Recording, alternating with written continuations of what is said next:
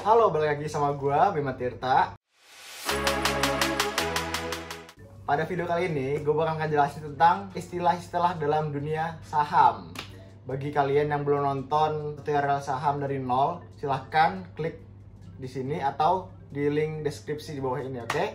Oke, langsung aja ke istilah yang pertama atau singkatan yang pertama, yaitu TP. Gue sebut pakai bahasa Indonesia ya ininya, singkatannya. TP atau take profit. Contohnya tuh kalian beli di harga murah dan jual di harga mahal, itu namanya TP atau take profit, taking profit. Itu istilah yang pertama. Yang kedua, CL. Apa itu CL? CL itu kepanjangan dari cut loss. Oke. Terjadi kalau kalian itu beli di harga tinggi dan jual di harga rendah.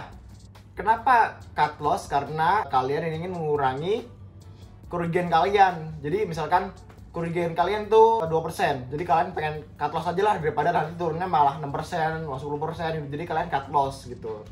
Jadi kebalikan dari TP itu sendiri. TP kan nyari keuntungan, kalau CL itu cut loss atau jual rugi. Istilah yang ketiga, kalian pasti familiar banget sama kata-kata ini, yaitu ARA. Apa itu ARA? Baik banget, ARA. Bukan Jepang yang ARA itu ya.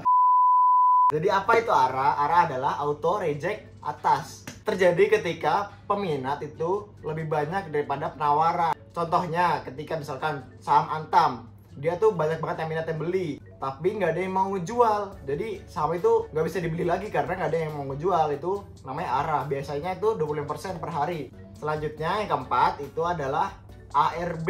Itu kebalikan dari ARA. Jadi penawarannya banyak, yang pengen ngejual tuh banyak, tapi yang mau beli tuh nggak ada. Jadi turun terus sampai biasanya kalau di masa pandemi ini sampai 6-7%. Yang kelima itu ada rebound. Apa itu rebound? Jadi biasanya kalau saham itu turun itu nggak bakal turun terus. Kalau fundamentalnya bagus, itu dia bakal rebound atau bakal naik lagi ke atas. Itu namanya rebound, oke? Yang keenam ada resisten. Apa itu resisten? Contohnya begini, satu saham bakal naik tapi mentok cuma di harga 1000 terus turun lagi ke 900, terus naik lagi 1000, tapi dia nggak ke atas 1000. Itu namanya berarti resistennya di harga 1000. Itu namanya resisten. Terus yang ketujuh, ini juga sering banget diucapin di grup di Facebook atau di Instagram. Banyak yang nyebut HK saham A, HK saham B. Itu apa sih HK? HK itu hajar kanan atau di harga over. Jadi ada bid dan ada over. Bid itu sebelah kiri dan over itu sebelah kanan. Kalau HK berarti hajar kanan. Berarti kita harus ngabisin di kanan ini, di over. Kalau kalian buka aplikasi pasti ada bid ada over kan. Nah, kalau bid itu di kiri, over di kanan. Kalau HK itu kalian ngabisin lot yang ada di over itu, berarti itu HK. HK berarti HK saham Antam, HK saham Breeze, HK saham Telkom dan lain-lain. Berarti kalian beli di harga over, itu HK. Yang ke-8 ada haki. Apa itu haki? Haki itu adalah kebalikannya HK, yang hajar kanan. Haki itu berarti hajar kiri, atau kita harus ngabisin di harga yang kiri atau harga bid. Kan biasanya bid itu ada lot-lotnya itu kan. Kita tuh gimana caranya biar bidnya tuh habis, itu haki namanya ya. Berarti kebalikannya HK. Kalau HK kan ngabisin lot di over dengan cara membeli lot di harga over, di harga kanan ya.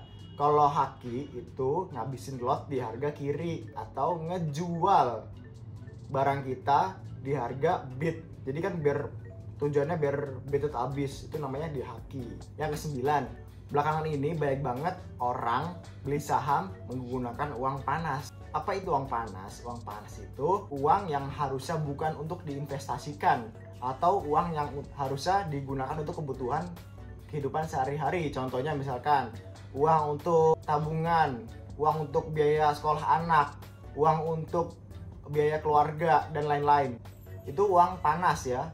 Itu kalau misalkan kalian pakai, itu sebenarnya salah. Itu hanya mengikuti nafsu kalian aja, pengen cepet kaya. Sebenarnya investasi itu bukan jalan pintas kalian untuk menemukan kekayaan. Investasi untuk menjaga aset kalian ya, untuk menjaga modal kalian. Karena kalau kalian menggunakan uang panas untuk diinvestasikan dalam dunia saham, saat sahamnya turun, kalian tuh pasti bingung kalau pakai uang panas, kalau pakai uang dapur. Karena pasti kalian tuh panik banget kalau pakai uang panas.